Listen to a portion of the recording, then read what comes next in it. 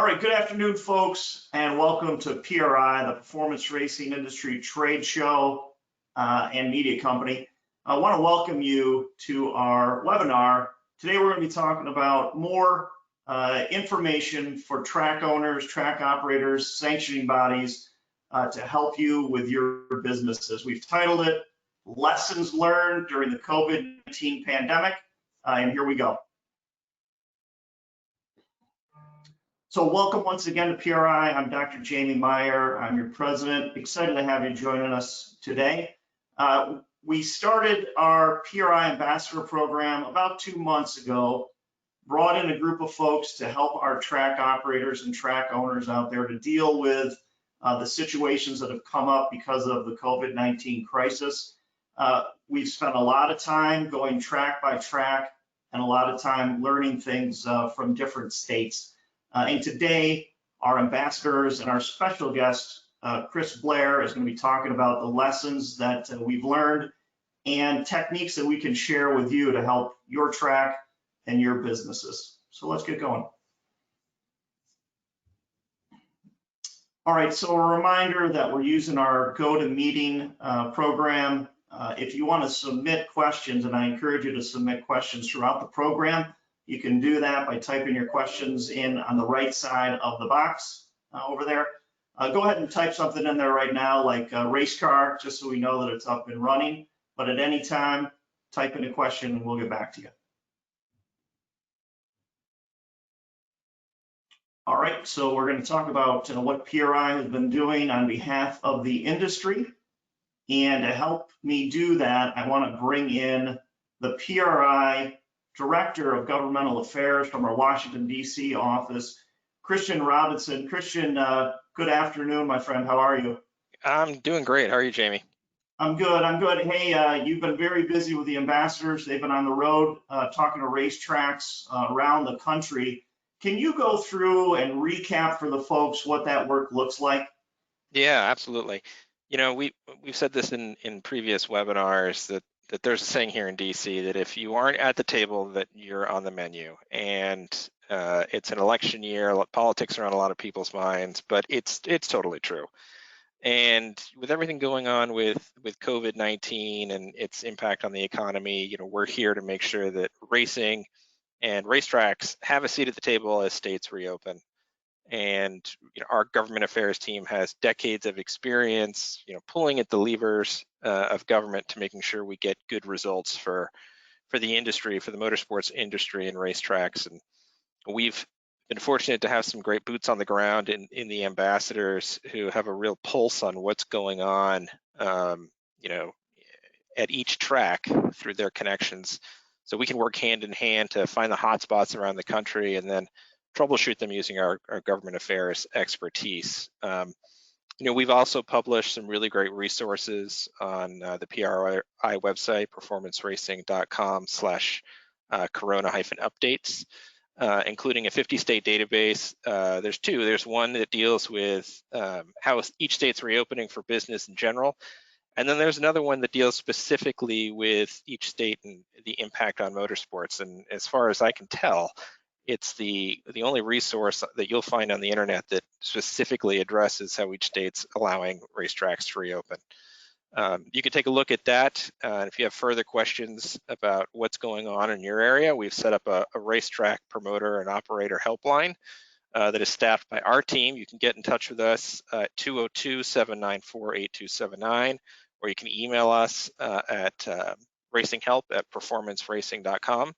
We've also you know, provided and curated some really good documents that can help track operators get back to racing safely, some really good best practices from different sanctioning bodies and organizations. As you get back on track, you can do so in a way that will win the approval of your local and state government, and so you can get your business restarted and help give a morale boost to all the racers and fans out there that have been dying to get back in action over the past few months. It's great work, Christian. Thank you for all that. And we're now to the point where you've got examples in the states, specific states, of what works and what we're doing to position the racetracks and get more folks in the gate and get more races on the schedule. Absolutely. Yeah, I'm excited to talk about some of those examples today.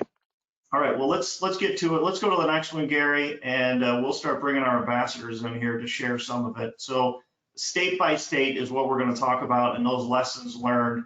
And let's bring in Tom Deary. Tom, good afternoon, my friend. You have spent your lifetime at racetracks, specifically at circle tracks. I'm sure you've taken a little bit of drag racing, but you haven't admitted that to me yet, but I'll just assume you like drag racing too. But Tom, in all seriousness, you're out there day by day talking to track owners and working with Christian back at the DC office. Let's talk about the great state of New Mexico and frame up the situation and what we're doing there. Good afternoon, guys, and thank you all for joining us on this webinar today. And this is certainly a stressful time for track operators all across the country. So we're going to start with New Mexico today, which is probably our best story for bringing track operators together. New Mexico doesn't have a lot of racetracks, but oddly enough, those facilities in that state seldom, if ever, spoke to each other.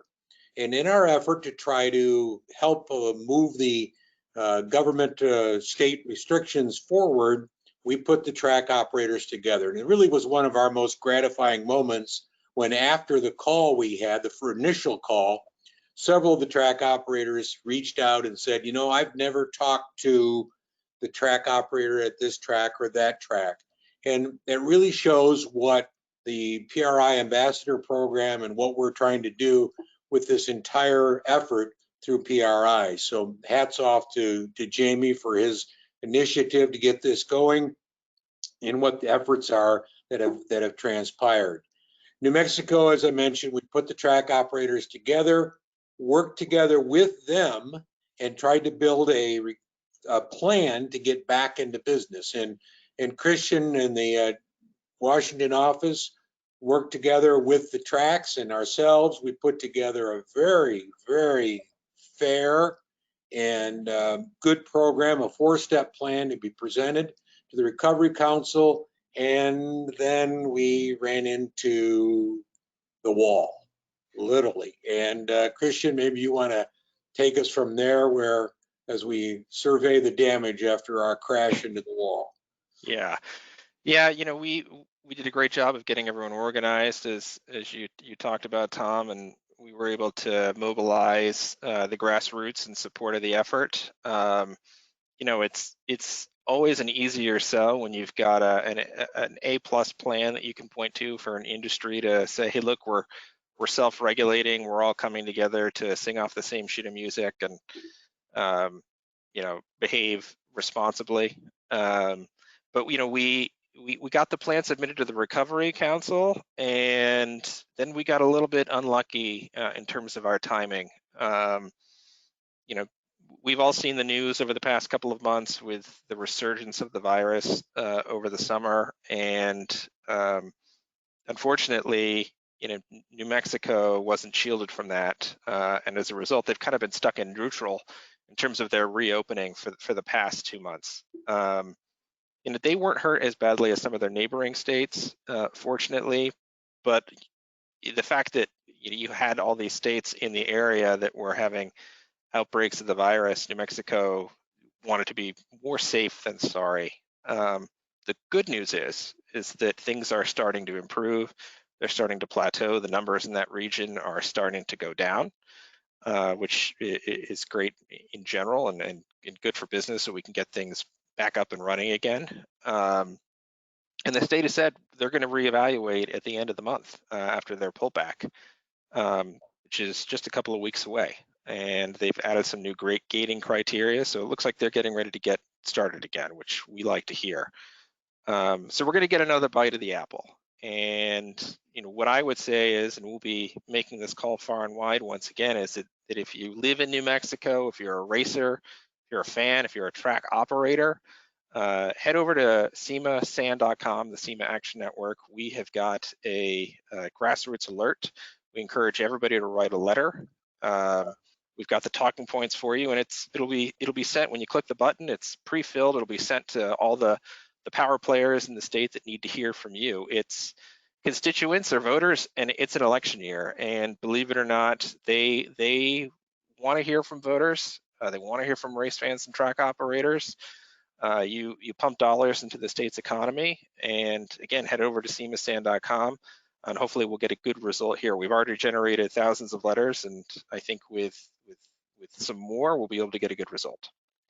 That's a great point about the Action Network, and for the track operators who are listening to this today, no matter what state you're in, the access to the Action Network is available. If we're able to, if there's a plan, if there's a message, if there's an action that's required, we can work with you and put together a campaign through the Action Network and initiate conversations by thousands, and literally thousands of people, thousands of letters or connections get made to the legislature in that state. And one last thing about New Mexico, which is kind of unique about New Mexico, because many of the other states have taken a state level, county level, local level, and the administration of whatever their COVID restrictions might be. New Mexico is one of those states that they've strongly held to the statewide fact and requirements that or guidelines that they've put out. And really none of the counties or even the local organization, government agencies have stepped away from that. So that's a little bit unique in New Mexico, and the proof is what we've been experiencing there. It's good, guys, good stuff. Let's go to the next state example and the next lessons learned. But again, we're learning in New Mexico, and we're going to apply that throughout the country. We're going to bring up Chris Blair here in just a second. We're going to talk about Illinois. Chris Blair, welcome to PRI and our webinar. You run one of the greatest drag racing and motorsports facilities on the face of the planet. Tom, I think you're going to give a little bit of background, and then we're going to talk about Illinois.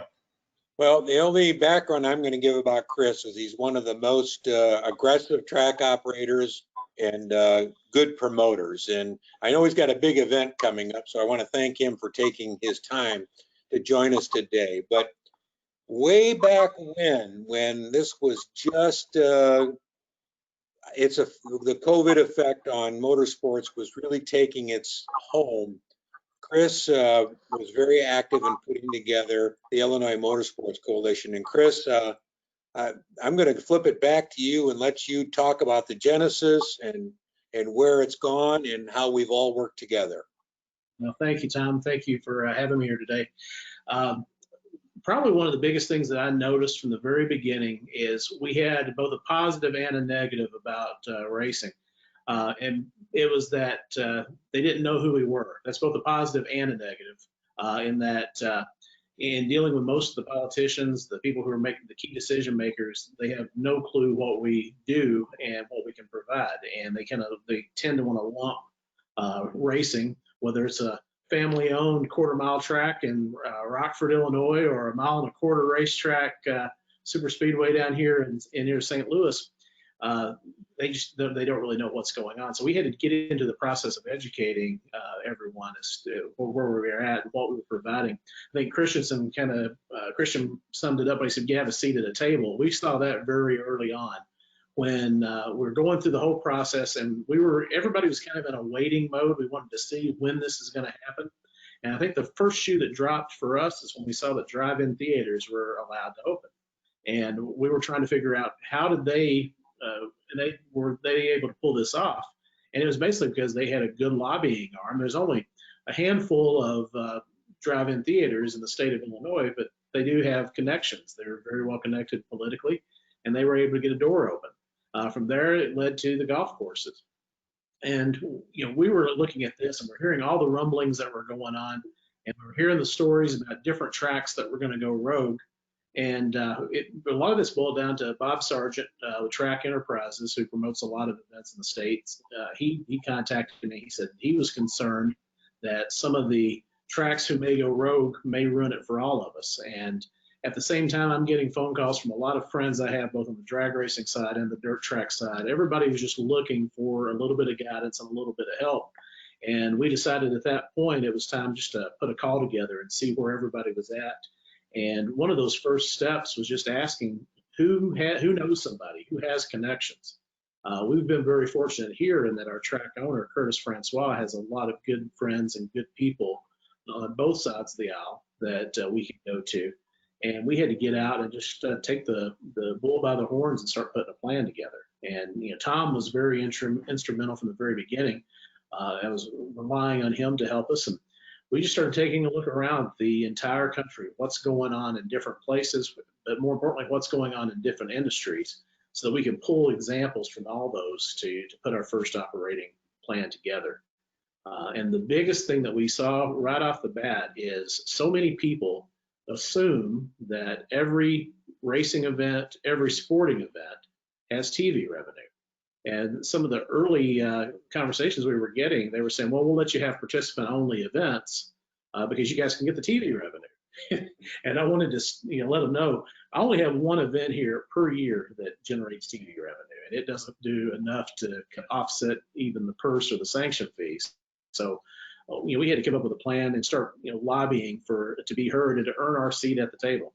So we kind of started from there. Mark Fournier, who's part of my staff, he's very good with fancy presentations and PowerPoints, and he was burning the midnight oil a lot of times, 20-hour days trying to put all this together. And we were getting feedback from different tracks and from different people across the industry, NHRA, IndyCar, NASCAR, the World Racing Group. There were so many people that we were not only stealing ideas from, but cutting and pasting to put it all together. And then it was just that point of trying to get the tracks to all cooperate. And I felt like the first thing we needed to do is just make sure that we didn't have anybody going rogue on us. Let's all do this as one unified voice. Let's narrow it down so that we only have one or two people who are talking to the people making the decisions up in Chicago or Springfield, just so that there wasn't a lot of confusing messages taking place. And as Tom, as you know, those were some of our bigger challenges early on, because we wanted to be very cautious in what they were hearing, because we knew they would be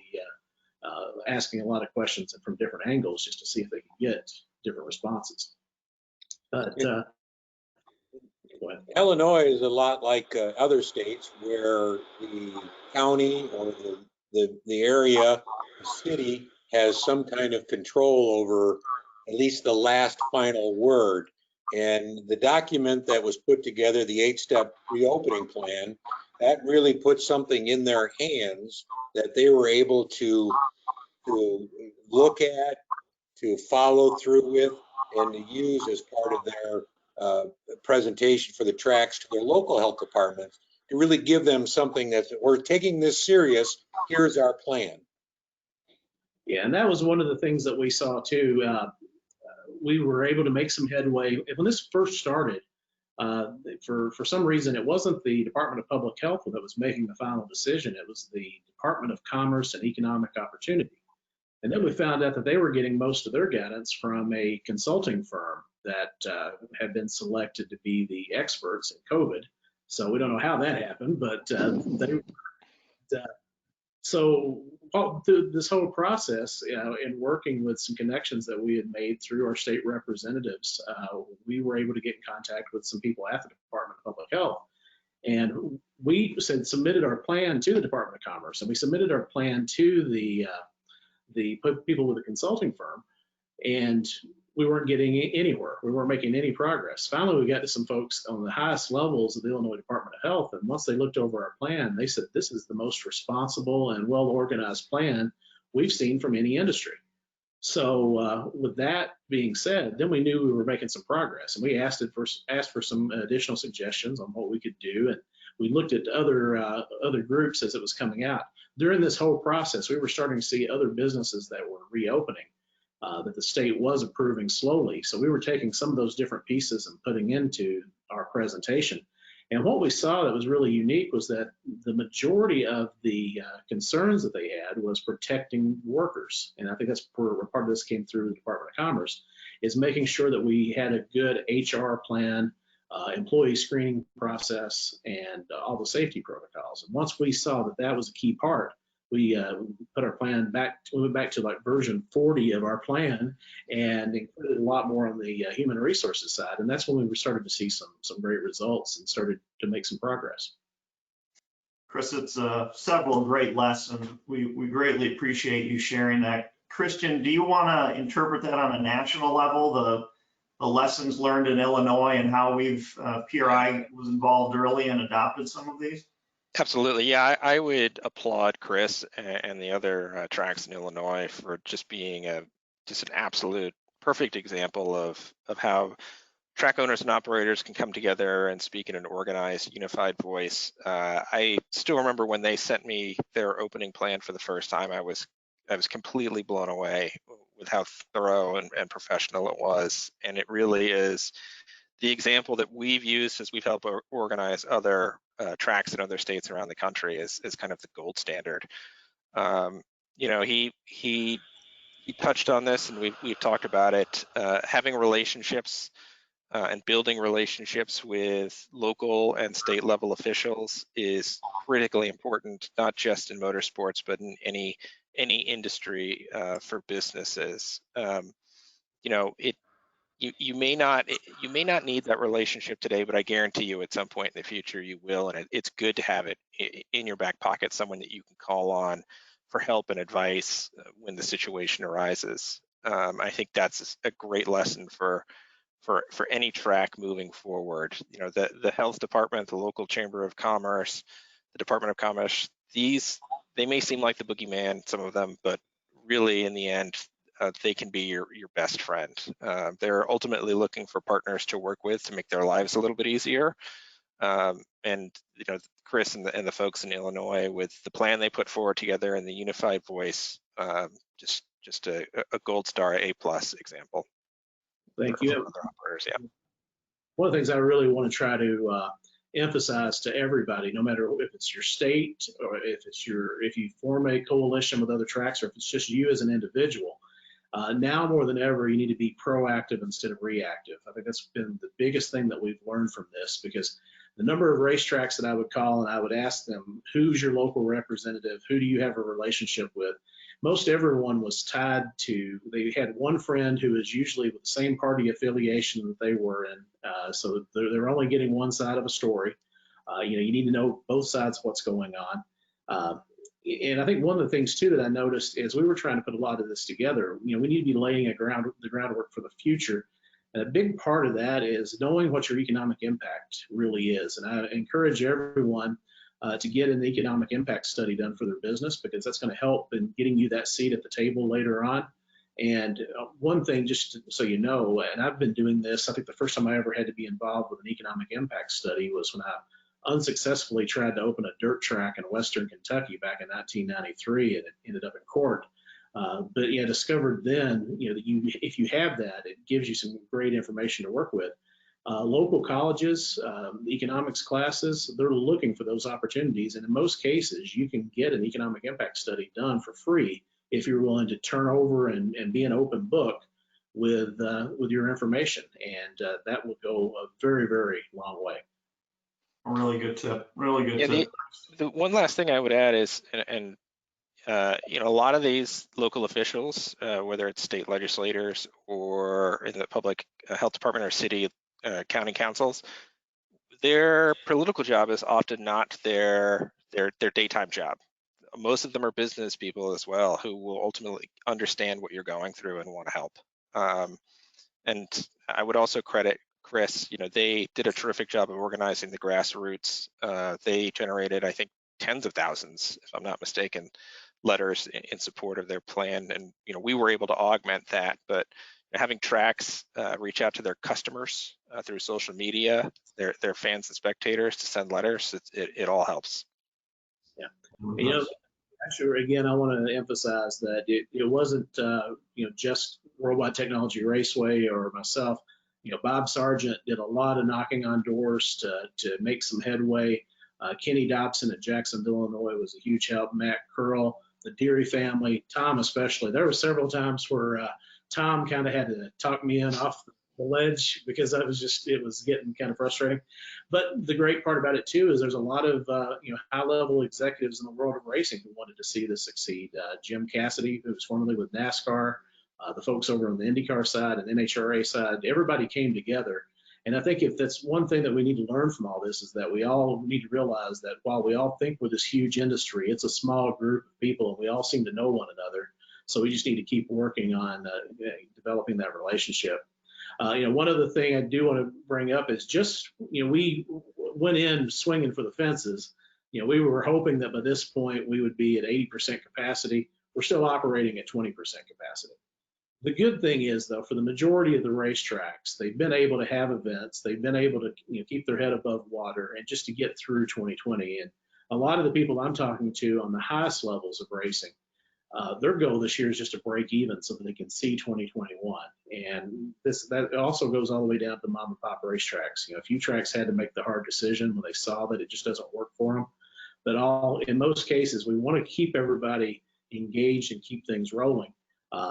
And people are being a lot more cooperative when it comes to working with us. It seems like car counts are still doing very well at most of the racetracks here in the state.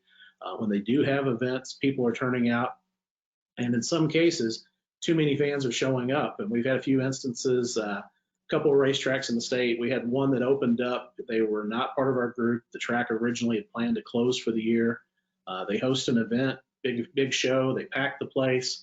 And naturally, that created some issues. It got a lot of attention from a lot of the people who are watching what's going on. There's people out there, we like to call them COVID Karens or dude, we don't really know who they are. But I first saw this when Road America had their IndyCar race in June. And I'm seeing some of the photos that are posted. And if anybody's ever been to Road America, it's 600 acres, everybody spreads out. At no point are you in a position there where people are crowded together. And there was one set of grandstands down by Canada Corner that if you looked at it straight on, everybody spread out. Naturally, someone took a photo from an angle. And usually those angle shots are a promoter's best friend because it makes your grandstands look full.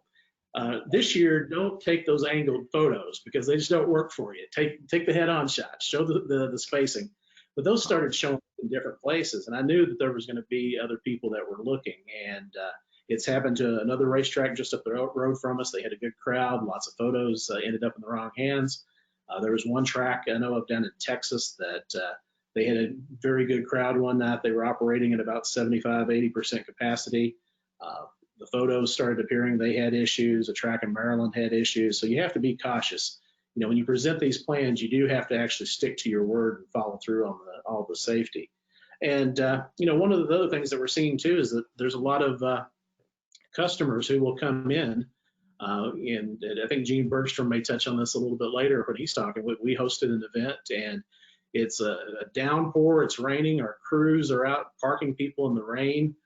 They're outside of their vehicles, and someone is still complaining because the officials aren't wearing masks while they were parking vehicles. Well, it's because every time they put a mask on, it was getting soaked, and they weren't interacting with the people. But those people are out there, and they're constantly giving you feedback. And I received a message just last night from a fan after they saw that we were moving forward with our IndyCar event, criticizing me on how irresponsible we are, even though it's 20% capacity and we're following all the protocols, and we even have received support and notice that we're doing a good job from health officials. So there's still a challenge, and everybody needs to be aware of those. Chris, it's a great reminder, and want to thank you for your effort in Illinois, and we will continue to support you as best we can. Really appreciate you sharing some of these lessons on this webinar. And we will be sharing it out so that other folks can learn from the examples that you have set in the industry already. So thank you so much for joining us today. We really appreciate it. Wish you the best of luck going forward and hope to see you in Indianapolis in December. All right, guys, we appreciate it. And thank you again, Christian, Jamie, everybody, Tom Deary, all you guys for pitching in and helping us out. It was really a great effort to see so many people and realize how many friends we have in this business. Say hi to Curtis for me, please. Sure will.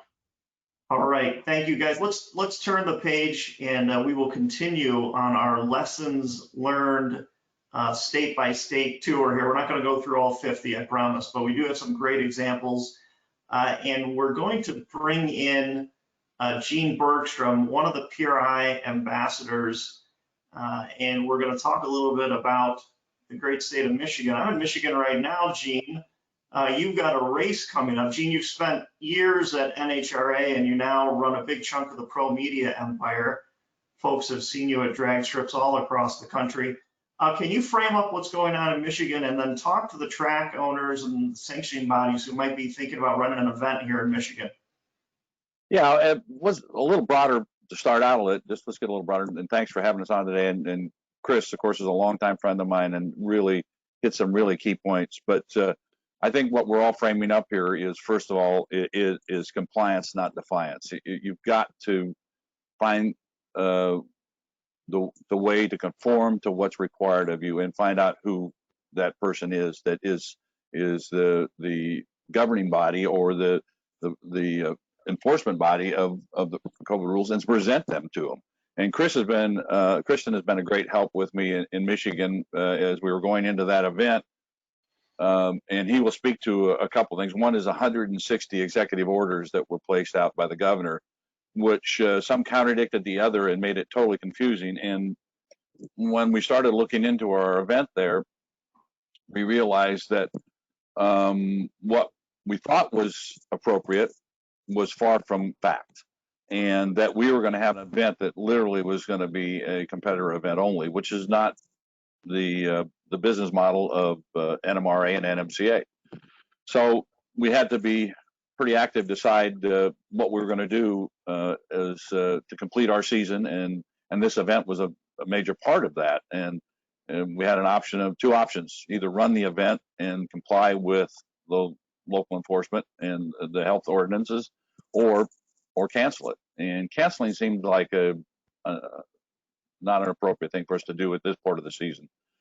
We had to figure out a way to accomplish that. So one thing, I reached out to Christian and asked him to find out what the rules were, because going through the executive orders, it was absolutely mind-boggling to try to understand the process and what rule overweighed the other one. And I think Christian will touch on this also. Even when he did that, it was still just very, very confusing. It was the reply we got from the local enforcement agency or health organization was as confusing as the executive orders. And that's why the coalitions work so well in putting plans together. And sometimes a coalition is one racetrack doing its job to find out who it is. In this circumstance, it's very locally organized and controlled, and the governor has put it back in every local government's hands. So sometimes it's only one track or two track operators, but they need to understand what they need to do. So what we devised to do is we were only allowed 100 spectators, which is minuscule. Competitors and crew members, we could have whatever. So we realized to make it financially sound, one is to increase the back gate and go after that. So we improvised some specialty classes, which every track operator can think outside the box. What competitor base do you have out there that you can reach to that doesn't come to you on a regular basis? And so we've done that. The other thing we did, we said, okay, if we're going to have 100 spectators, how can we create something special for 100 people, make them have an extraordinary experience? And so we came up with a VIP package, which includes, fortunately at US 131, we have the ability to have a suite. So we had the availability of suite. We're going to provide lunch.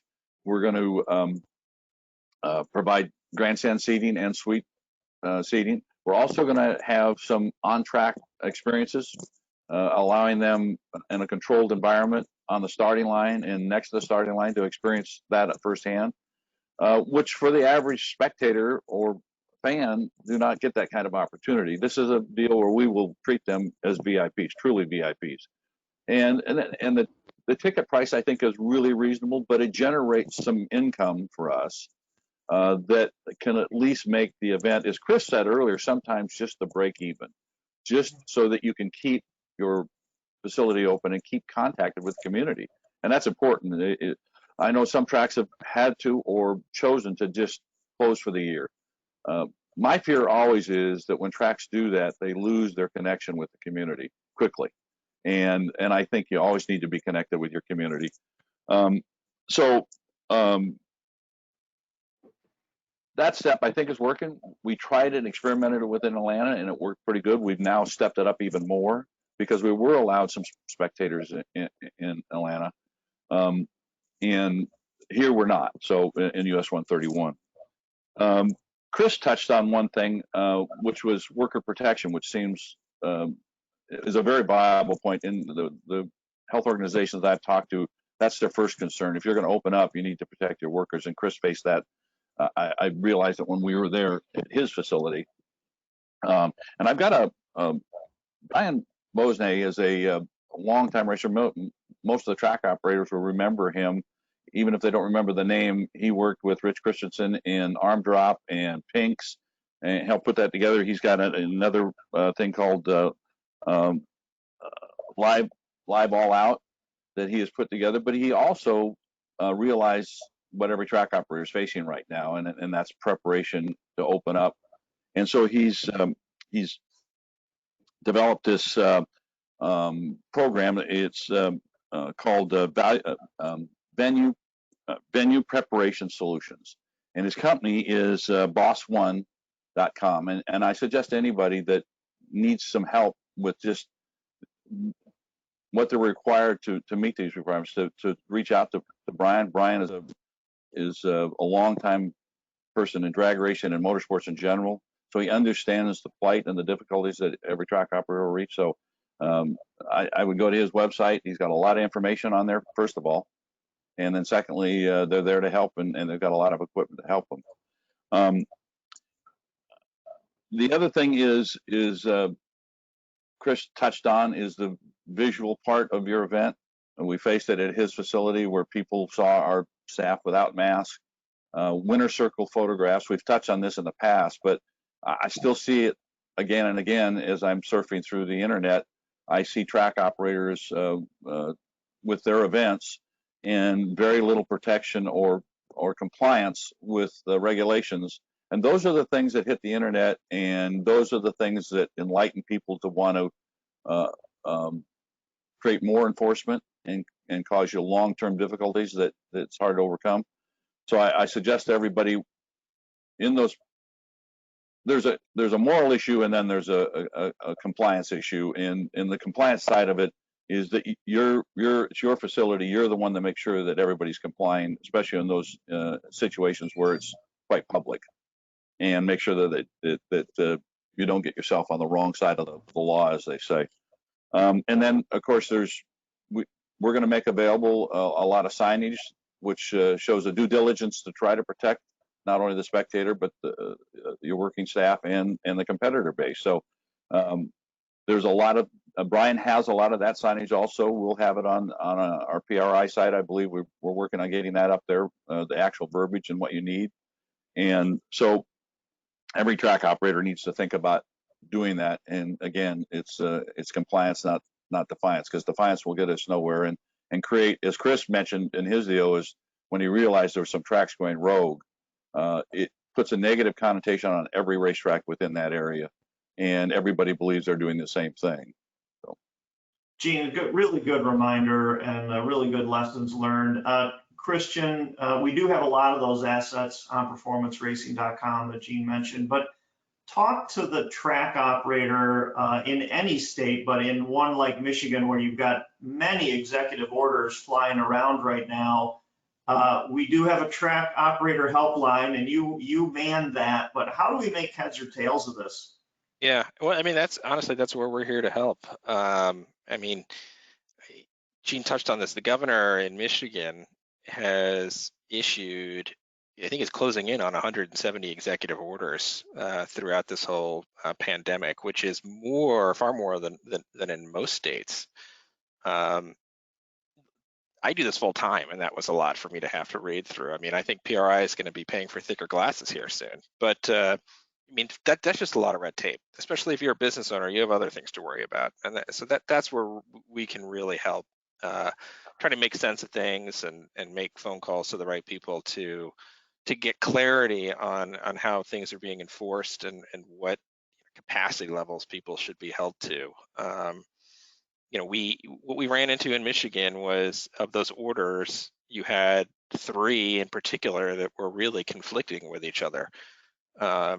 Michigan's a pretty diverse state, and so what they've done in their reopening is broken it down into 8 different regions and said, okay, in regions 6 and 8, you can have 25% or 500 people, whichever is smaller. In every other region, it is limited to 100 guests, like Gene experienced at US 131.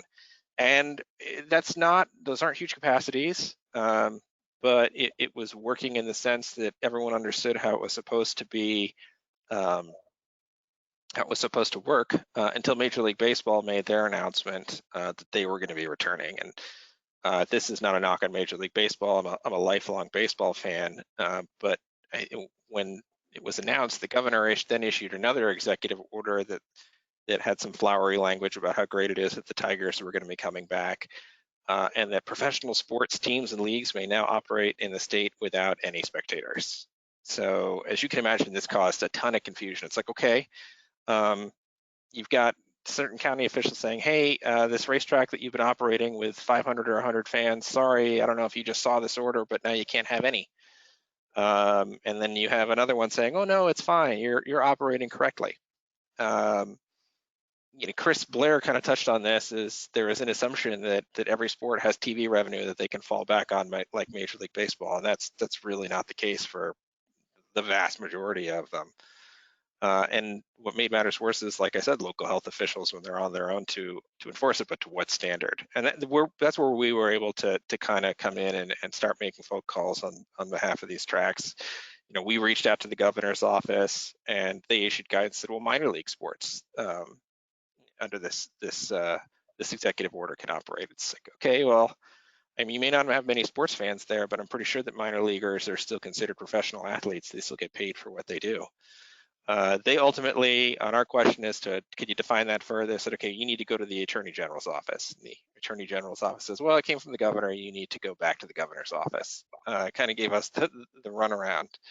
They ultimately said, look, we like the executive order to speak for itself, but we'll put a call then to the local sheriff's department. I mean, they couldn't even say to us, like, hey, professional, are you talking about NASCAR, IndyCar? What about independent sports leagues? We've heard about college baseball leagues that are being shut down under this order too. Finally, we were able to get clarification that from the local health departments were allowed the venues to make a determination on an event by event basis as to what they consider to be professional sports or professional sports league. And that was good news. It allowed events like the one Gene organized to go on. And fortunately, since then, the governor, I think they may have realized that they erred in how they were issuing their orders, consolidated everything into a housekeeping order. It made things a little more clear for everybody, a one-stop shop for these capacity limits. But this is indicative of the sorts of things that are going on around the country. It's not a one-size-fits-all for all 50 states. You have different governors, different ways of passing laws, and it's where we're equipped to help. So you mentioned the track operators helpline. It's fully staffed with our team, and you can call, I'll repeat the number, 202-794-8279, or racing help at performanceracing.com, and we can help cut through this red tape for you and make sure that you can keep operating. Yeah, Okay, Jamie, let me just touch it. Oh, sorry, Let me touch on one thing. That's all right. I just wanted to touch on one thing, and that is Christian was a great help for just one event and one racetrack. And so I would implore every track operator, don't sit there and think, well, I haven't got this coalition that Chris in Illinois put together, or New Mexico. You need to keep yourself open, and there's a great resource there. And like I said, Christian reached out to the Attorney General, went back to the Sheriff's Department, went to a local official who said, I'm not here to interpret the law. I'm just here to enforce it. Well, the trouble is we didn't know what it was, but at least we knew who we were dealing with, and now we've made the contact. If there is some conflict during the event, we've got somebody to go back and say, listen, this is the communications we had, and this is what we were instructed we could do. And I implore every track operator to make sure they accomplish that. before you just open it and assume. And we did that too. The assumption is the mother of all mistakes, and we almost did it going into there, and then realized that this is far more complicated and far more restrictive than we thought. Good points, Gene. Really appreciate that. From large coalitions to family-owned tracks, Christian, your department, happy to get involved. So a good review with Michigan, gentlemen. Let's roll to the next one. We've got a couple more states. We're going to give some examples of the work that's going on there. And we'll move to the great state of New York, my home state. We're going to bring Tom Deary back in here. And there is quite a bit of racing going on in New York, Tom, but we've also got some headwinds. What have we learned in the state of New York, sir?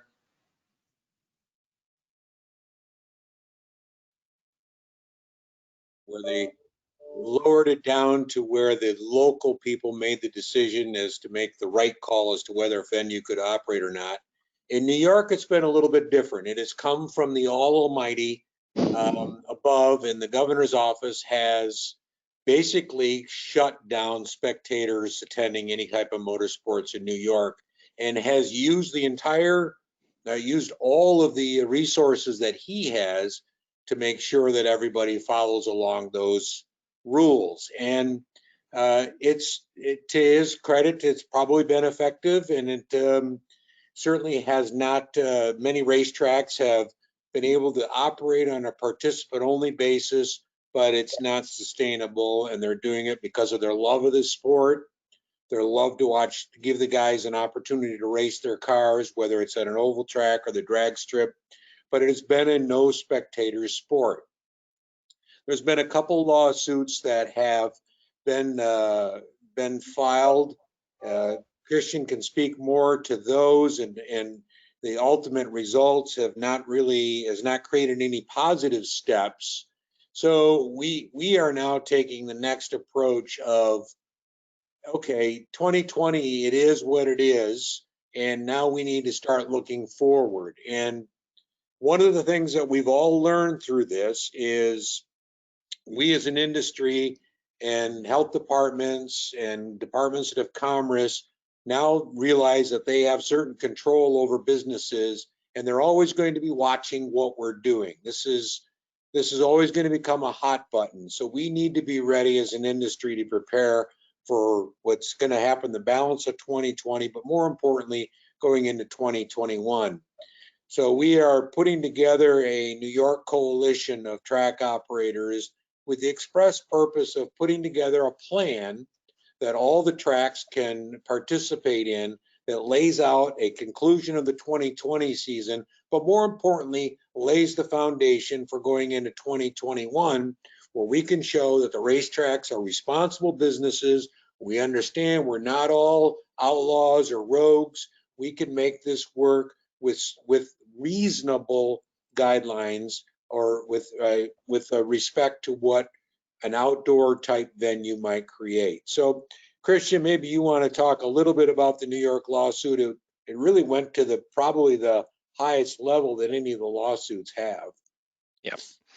Yeah, what you saw in New York was, I think it was a handful of tracks filed suit over the governor's order saying that you can't have any spectators in any race in the state. The case had a decision. When this airs, it will have been about 2 weeks ago. The judge ultimately ruled that they hadn't met the threshold that they needed to make their case, and that the governor's order would stay in place.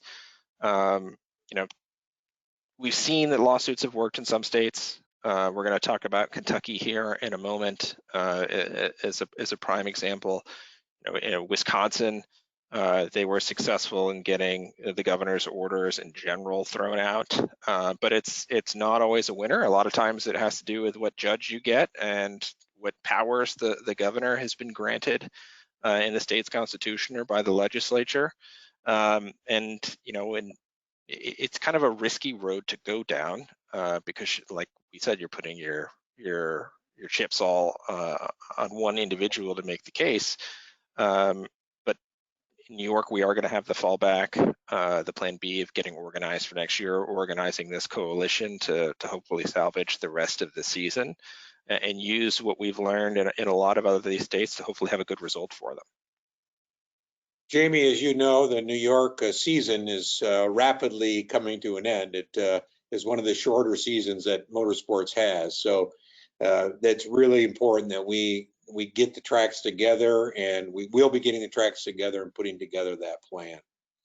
It's good. So for the track owners and track operators, or even sanctioning bodies that go through New York, they can get involved with this and really have a difference in their business in the state. And again, we're going to work to get them the voice that they need in the industry. So good work as the work continues in New York. Let's go to the next state. I think we've got one left, and that is Kentucky. Now, they love racing in Kentucky, Tom. What's going on there? Well, this a good governor in Kentucky with some bad information. When the governor thought somehow lumped all motorsports together with the NASCAR solution, which was, oh, we could race without spectators because, you know, we're NASCAR, we have the TV revenue, and somehow his staff thought, well, that's probably the case for all racetracks across the state of Kentucky. And as it turns out, again, a lawsuit was filed. Christian, I'm going to flip this over to you with which was good litigation because it really separated the two, and that worked in our favor.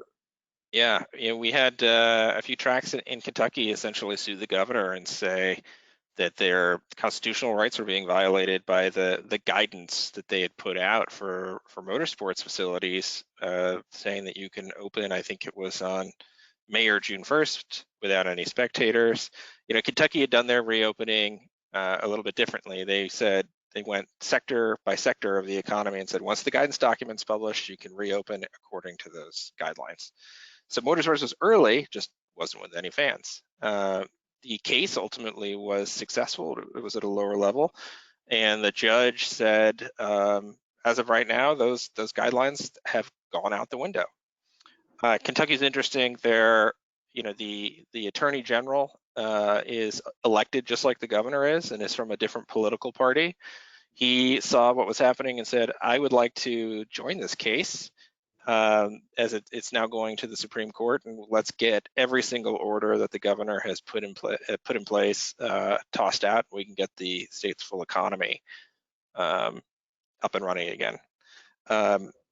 Ultimately, the Kentucky Supreme Court said, okay, well, we're going to hear this case, but in the meantime, we're going to leave the governor's orders in place until we have a chance to rule on it, which will ultimately be, I think, be in the middle of September.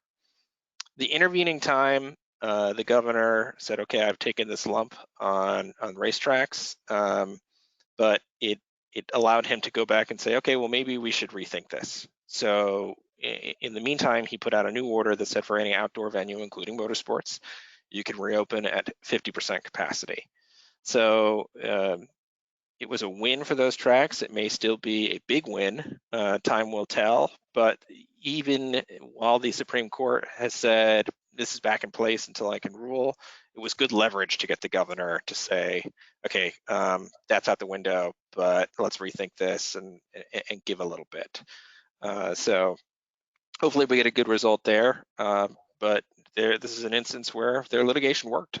And you know, they may not get the full result they were hoping for, but they got a good result. And guys, what we're seeing today is the diversity of the situation, the diversity of what's holding the track from either outright state legislation or limitations to the to how many folks we can let in one side of the gate. So it just depends on the individual track and the state itself, right? Yeah, one thing I want to want to make sure that my fellow track operators and the people that are watching this heard what Gene said, and that's the Christian and the PRI has made Gene, myself, Frank Hawley available.